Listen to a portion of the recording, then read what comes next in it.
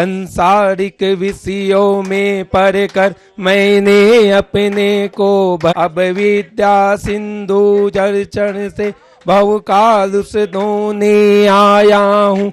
आना जाना मिट जाए मेरा यह बंध काटने आया। ओम ह्रीं श्री 108 विद्यासागर मुनीन्द्राय जम जड़ मृत्यु विनाशनाय जड़म निर्पामति स्वाहा। संसार ताप मिट जाए मेरा चंदन वंदन को लाया।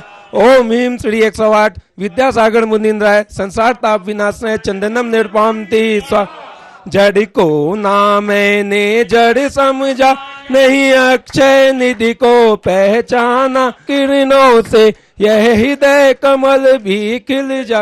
ओम ह्रीं श्री 108 आचार्य विद्यासागर मुनीन्द्राय अक्षय पद प्राप्त अक्षतान निर्पामति स्वाहा।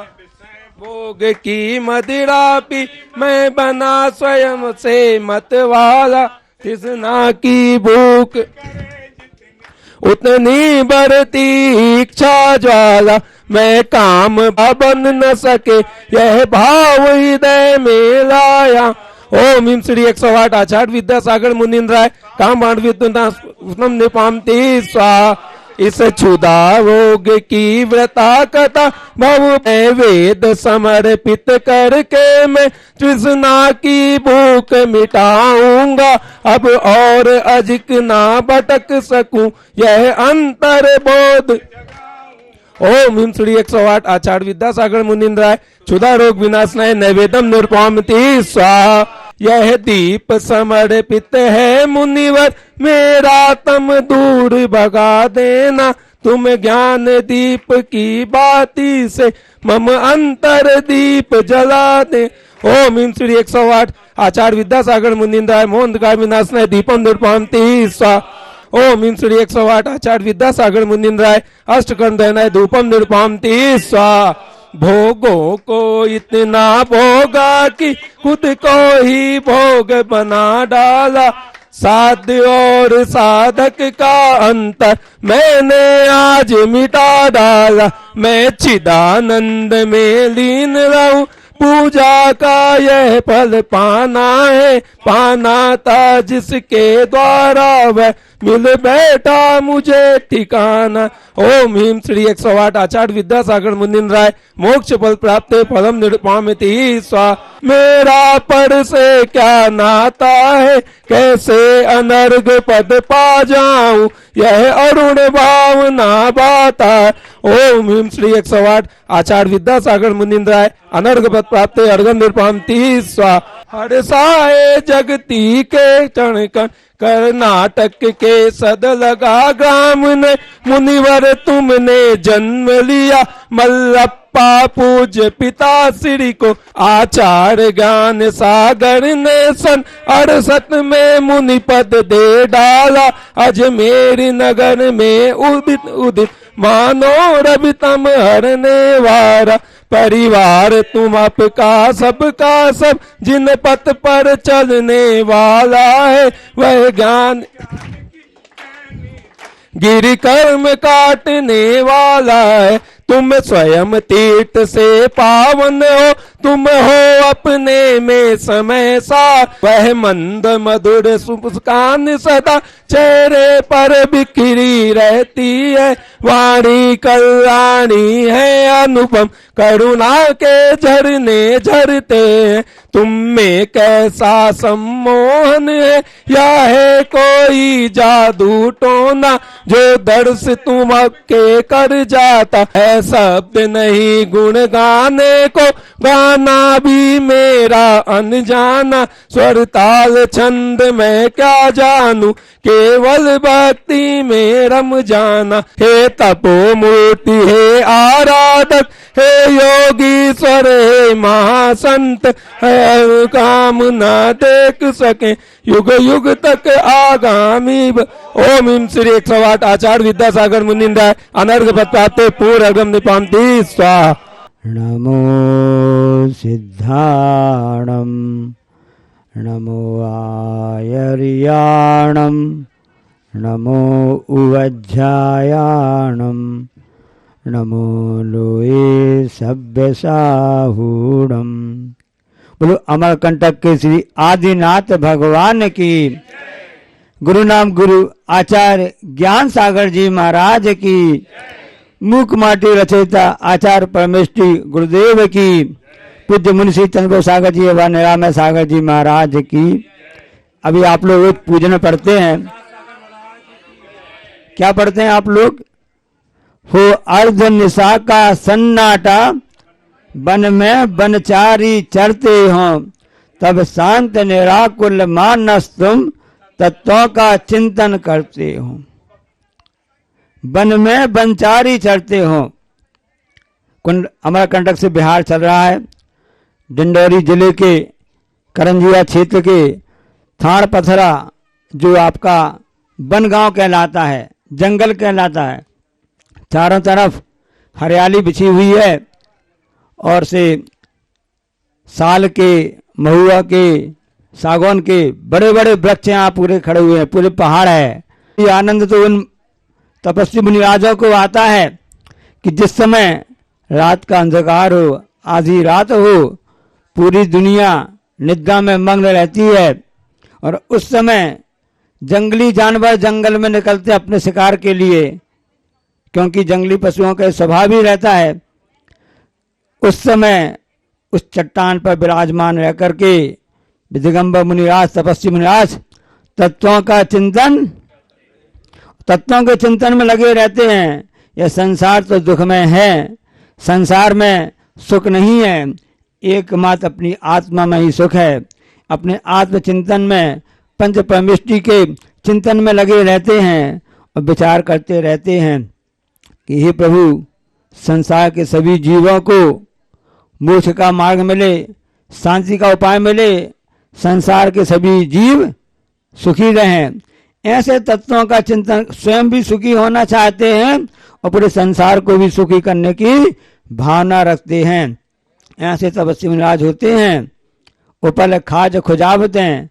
जब वे मुनिराज, तपस्वी मुनिराज जंगल में विराजमान रहते हैं और इस तरह से एकाग्र चित्त होकर अपने शरीर को स्थिर करके ध्यान करते रहते हैं, तो उपल खाज खुजावत हैं। चढ़ाला कर क्या कह रहे हैं? दौलतराम जी कह रहे हैं कि वह जो वन्य पशु रहते हैं वे समझते कि पत्थर है, ये चट्टान है। ठाड़ पथरा कहलाता ना, पथरा, पत्थर को पत्थर बोलते ना, चट्टान को पथरा, तो उसको चट्टान समझ लेते हैं, पत्थर समझ लेते हैं। और उन वन पशुओं के शरीर में खुजली चलती है तो पत्थर समझ करके उससे अपने शरीर को खुजलाते हैं। वास्तव पत्थर नहीं है, पर दिगंबर मुनिराज अचल अटल अपने ध्यान में लगे रहते हैं। एक गुरु का स्वरूप है। गुरु का स्वरूप जो आप देवशास्त्र गुरु की पूजन में आप पढ़ते रहते प्रतिदिन। तो ऐसा वह दिन कब आएगा प्रभु कि हम भी जंगल में रह करके भगवान का भजन करेंगे और ऐसी मुद्रा धारण करके अपनी आत्मचिंतन करते रहेंगे। भारतीय संस्कृति गुरु शिष्य की परंपरा को हमेशा सामने रखती है। आप लोग बहुत अच्छा कथानक बता रहे हैं, आपने पढ़ा भी होगा। एक पुराण कथा है और उस समय इस तरह की स्कूल की व्यवस्था नहीं थी, विद्यालय की व्यवस्था नहीं थी, शाला की व्यवस्था नहीं थी। गुरुकुल में लोग बच्चे पढ़ते थे, किसी धर्म जाति के हों, चाहे राजपुत्र हो, चाहे वह सामान्य से क्षत्रिय पुत्र हो या वैश्य पुत्र हो, सभी के लिए गुरु शिक्षा देते थे। वहां पर रहना पड़ता था। वह उस जो आपकी नगरी है, बस्ती है, उसके पास में जंगल रहता था और वहां पर ऐसी कुटी बना दी जाती थी। वहां पर सभी शिष्य रहते थे। उनके गुरु, आचार्य, उपाध्याय, जो आचार्य जी जिनको बोलते हैं आप ना, उनको पढ़ाया करते थे। सिर्फ अध्ययन ही नहीं, शस्त्र संचालन हो, घुड़सवारी हो या खेती बाड़ी हो, सभी चीजों का उपदेश देते थे। अभी आप लोग ने अमरकंटक में पंच कल्याणक हुआ, तब कल्याणक के दिन आपने देखा कि आदिनाथ भगवान महाराज अपने सिंहासन में बैठे हैं, भरत बाहुबली बैठे हुए हैं। उन सब के लिए, जितने भी नगरवासी, उनके लिए षट कर्मों का उपदेश दे रहे थे। असी मसी, कृषि, वाणिज्य, शिल्प, इनका सब उपदेश दे रहे थे। वैसा उपदेश तो उस समय भगवान ने दिया और उसको साक्षात लागू करने में उस समय भारतीय संस्कृति के अंतर्गत यहाँ गुरुकुल प्रणाली थी, वहाँ पर चलता रहता था। और उसी समय एक महान ऋषि हुए हैं, उनका धौम्य नाम था। उनके पास अनेक शिष्य थे, वो सभी के लिए इसी प्रकार से शिक्षा देते रहते थे। इसी प्रकार जंगल का माहौल था और वहाँ पर खूब पानी भी बरस रहा था, तेज पानी बरस रहा था। अब खेती बाड़ी वहाँ होती है, उसका भी उनको प्रशिक्षण दिया जाता है। तो धामने नाम के जो ऋषि थे, गुरु महाराज थे, उन्होंने देखा कि बहुत पानी बरस रहा है और आगे खेती बाड़ी भी के लिए पानी आवश्यक है और धान की खेती होती है। छत्तीसगढ़ लगने वाला है, जिसको लोग कहते हैं धान का कटोरा। क्या कहते हैं? तो धान का कटोरा क्यों कहा जाता है? क्योंकि अब धान की खेती होती है। तो कटोरा क्यों कहा, थाली क्यों नहीं कही? विचार किया आपने? यहाँ कटोरा इसलिए कहा जाता है कि धान की खेती के लिए बहुत पानी की आवश्यकता होती है और खेत में पानी भरा रहना चाहिए। थाली में भोजन तो रहता है, थाली में पानी का भी नहीं रहता है। पानी तो लोटा या कटोरा में रहता है।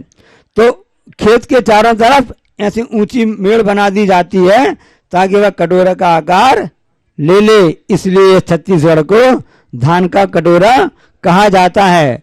उसी प्रकार से वहां पर धान आदि खेती हो रही होगी। अब गुरु ने विचार किया, इतना पानी बरस रहा है, इस पानी के तेज प्रभाव से ऐसा ना हो कि वह जो मेड़ है, मिट्टी की मेड़ है, वह बह ना जाए। यदि वह मिट्टी की मेड़ बह जाएगी तो उस खेत में पानी नहीं रोक पाएगा, तो खेती बाड़ी अच्छे से नहीं होगी, धान अच्छे से उत्पन्न नहीं होगी, तो वह इन शिष्यों के लिए, सभी के लिए उसका उपयोग भी अच्छे से हो नहीं पाएगा और उसकी कमी रह जाएगी, दिक्कत आएगी। अब आधी रात में हो हर्ष निशा का सन्नाटा। अब आधी रात में गुरु को चिंता हुई कि इसकी व्यवस्था कैसी की जावे। उन्होंने अपने शिष्य से कहा, आरुणी तुम इसको चले जाओ और इसकी व्यवस्था करो, इसकी सुरक्षा करो, ताकि आगे पानी बह ना पाए और मेड़ बनी रहे, मेड़ फूट ना पाए। आरुणी का जो आज्ञा, जो गुरुदेव आपकी आज्ञा वह हमको स्वीकार है। और आरुणी नाम का वह विद्यार्थी, वह शिष्य उस खेत में चला जाता है, जंगल के बीच में जहाँ पर खेती हो रही है, वहाँ पर प्रयास करता है उस मेड़ को बचाने के लिए। मिट्टी भी डालता है, पानी का जब तेज बहाव होता है मिट्टी भी काम नहीं करती है। जब तेज पानी बरसता है, अच्छे अच्छे घर चूहने लगते हैं और उसमें एमसी लगाओ या एल्डाइड लगाओ या फेविकॉल से चिपकाओ, कुछ भी काम नहीं करता है, सब जानते ना। अब वहां मिट्टी कैसे रोकेगी? तेज पानी का बहाव है, दिमाग से काम करना पड़ता है। जैसे आप छाता उपयोग करते हैं ना, छाता यदि आप बंद करोगे तो कोई काम नहीं करेगा, उसी दिमाग भी आप बंद करोगे तो कोई भी काम नहीं करेगा। छाता दिमाग तभी काम करते हैं जब वो खुले रहते हैं। चाहे धूप से बचना हो या पानी से बचना हो तो छाता को खोलना पड़ेगा। उसी प्रकार से विपत्तियों से बचने के लिए, उनका सामना करने के लिए दिमाग को खोलना भी आवश्यक है। दिमागदार वालों, समझ में आ गई बात ना? हाँ। तो उस समय उस शिष्य ने, आरुणी नाम के शिष्य ने सोचा कि कैसा प्रयास किया जावे, क्योंकि वहां जाकर जवाब देना पड़ेगा। ऐसा कह नहीं सकते कि पानी नहीं रोक रहा, बहुत तेज प्रभाव है, आप और लोगों को भेज दीजिए और 2-4 बैलगाड़ी या कुछ में इतनी मिट्टी भेज दीजिए, ऐसा करो। इतना समय भी नहीं है। उस बालक शिष्य ने क्या दिमाग से काम किया, अपना दिमाग खोल करके, पानी नहीं रुकता कोई बात नहीं, मेरा शरीर किस काम आएगा, गुरु की आज्ञा पालन करने काम आएगा। और जिस मिट्टी की मेड़ बह रही थी, बचा नहीं पा रहा था, उस पानी को रोकने के लिए वह उस पर लेट गया, अपने शरीर को उसने पूरा मेड़ बना करके उस पानी को रोक दिया। आचार्य ने पंक्तियां लिखी हैं, खाल मिली यही मिट्टी पर मिली, ये खाल मिली यही मिट्टी पर मिली, खाली जाता हूं।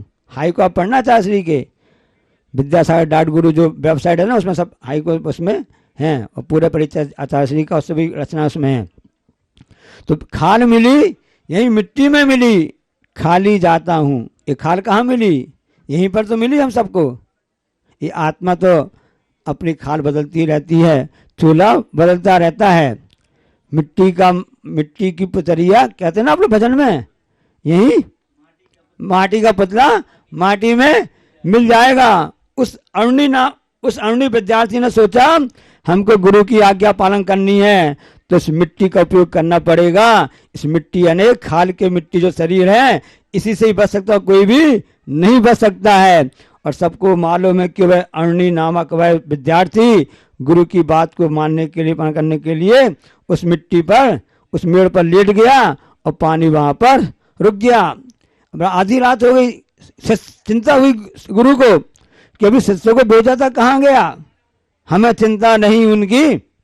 लोग कहते हैं ना कि आप चिंता, लोग सब लोग चिंता करते रहते हैं गुरु महाराज जी की कि कैसे हैं क्या है, सब चिंता करते रहते हैं। तो हम आपको बता देते हैं हमें चिंता नहीं उनकी, उन्हें चिंता हमारी है, क्योंकि उनके पीछे रहता सुदर्शन चक्र भारी है। सब लोग कहते हैं ना कृष्ण जी सबकी चिंता करते रहते हैं। कृष्ण जी हमको चिंता नहीं करना कृष्ण जी की, हमको चिंता अपना स्वयं करना। वो कृष्ण भगवान, कृष्ण जिनको आप बोलते हैं नारायण रहते हैं ना, सबकी चिंता करते हैं। जैसे भगवान महावीर, भगवान राम, भगवान हनुमान सबकी चिंता करते रहते हैं। हमारा कर्तव्य बस इतना ही है, हम उनकी पूजा भक्ति आराधना करें, अपने आप हमारी चिंता वो करेंगे, हमारी रक्षा करेंगे। ये भाव रहते हैं। गुरु को चिंता हुई कि आखिर वह शिष्य क्यों नहीं आया, और नहीं जाकर देखते हैं कि अरे वाह, इसने सच्चे अर्थों में तो उस बात को समझा है, तत्वों को समझा है, इसने उस वस्तु स्वरूप को समझा है कि वास्तव में चिंता क्या होती है और कर्तव्य पालन क्या होता है। माता पिता की आज्ञा पालें, गुरु की भक्ति धरे में रहें सदा, हम कर्तव्य तत्पर उन्नति कर दें पूरे में, गांव में हमेशा धर्म की उन्नति करें। इसी माध्यम से तब उसको गले लगाया, उठा करके उसकी सेवा शुश्रूषा की कि वास्तव में इसने सच्चे अर्थों में पालन किया है। ये तो प्राचीन काल की बात हो गई, जब गुरु शिष्य की बात है। अब थोड़ा आज की बात भी सुन लें। आज का शिष्य क्या सोचता, कैसे विचार करता है, कैसे गुरु की बात पालन करता है, थोड़ा इसमें भी ध्यान दे लिया जावे। क्योंकि तुलनात्मक अध्ययन से दिमाग खुल जाता है, छाता खुल जाता है ना, हमारा दिमाग भी खुल जाता है। अब इसी प्रकार से आज के समय में गुरु शिष्य थे, दोनों चले जा रहे थे, स्थान मिला रात के विश्राम के लिए, इसी जंगल हिसाब से कुछ भी हिसाब से रुकना हो गया। दरवाजा खुला था, दोनों से गुरु शिष्य विश्राम कर रहे थे।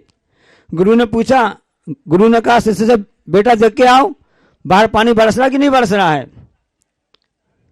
शिष्य ने कहा थोड़ी देर बाद कि पानी बरस नहीं रहा है। अरे तुम तो यहीं पे बैठे हो, जब से तुमने बाहर जाके देखा ही नहीं कि बाहर हाथ फैला के देखते या सड़क देखते, मैदान देखते गीला है कि नहीं है, क्या है। तुमने यहाँ बैठे बैठे लेटे लेटे ही कह दिया कि बाहर पानी नहीं बरस रहा है, बाहर सूखा है। तुमने किस आधार पर कह दिया। तो वह शिष्य कहता है कि गुरुदेव अभी अभी बिल्ली बाहर से अंदर आई है, एक बिल्ली बाहर से अंदर आई है और बिल्ली सूखी थी, बिल्ली गीली नहीं थी। इसको देख के मैंने समझ लिया कि बाहर पानी नहीं बरस रहा है। ठीक है, कोई बात नहीं। अब गुरुजी को नींद नहीं आ रही थी।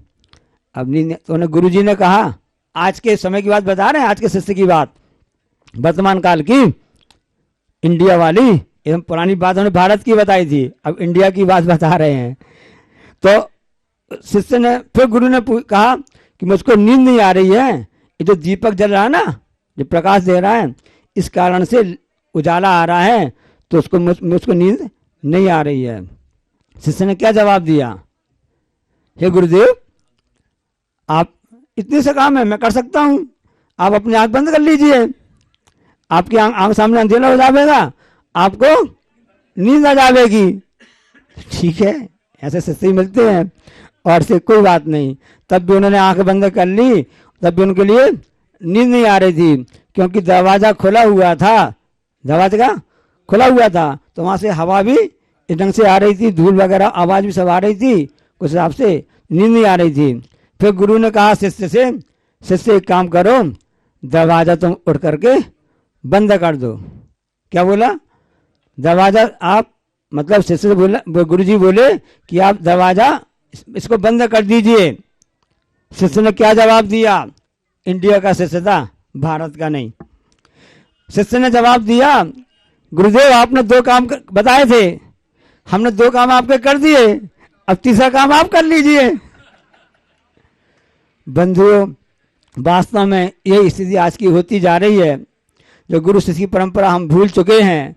जो प्राचीन शिक्षा प्रणाली थी, जिसमें नीति की शिक्षा दी जाती थी, इंसान बनने की शिक्षा दी जाती थी, मानवता बनने की शिक्षा दी जाती थी, व्यक्तित्व को ऊपर उठाने की शिक्षा दी जाती थी, हम उस सबको भूल करके इन बाहरी आडंबर में लग गए हैं।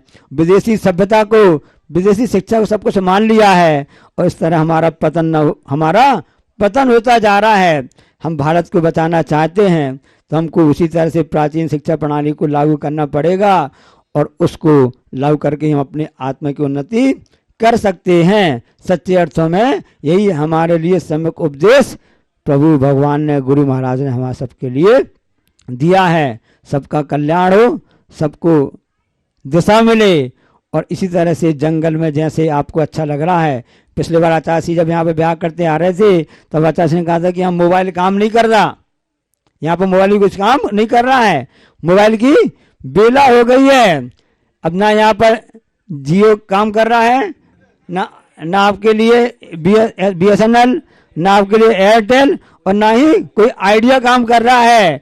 इसलिए अपने जीवन को अच्छा बनाना चाहते हो तो हमने आपको आइडिया दे दिया है कि अपनी आत्मा की उन्नति कैसे हो सकती है। इस आइडिया को आप ध्यान में रखोगे तो भलाई आइडिया का नेटवर्क न मिले, लेकिन जिसका आत्मा के अंदर आइडिया आ गया कि हमको गुरु से जुड़ना है, प्रभु से जुड़ना है, एक ही सहारा है कि उनकी भक्ति और उनकी स्तुति करें, तो कभी भी आपका नेटवर्क कभी भी खत्म नहीं होगा। हमेशा आपका नेटवर्क कहीं भी चले जाओ, विश्व किसी कोने चले जाओ, आपको वहाँ हमेशा आपको नेटवर्क मिलता रहेगा। इसलिए जो हमेशा नेटवर्क उपलब्ध हो, ऐसे नेटवर्क में हम सभी आते जाएं तो हमारा कल्याण हो सकता है।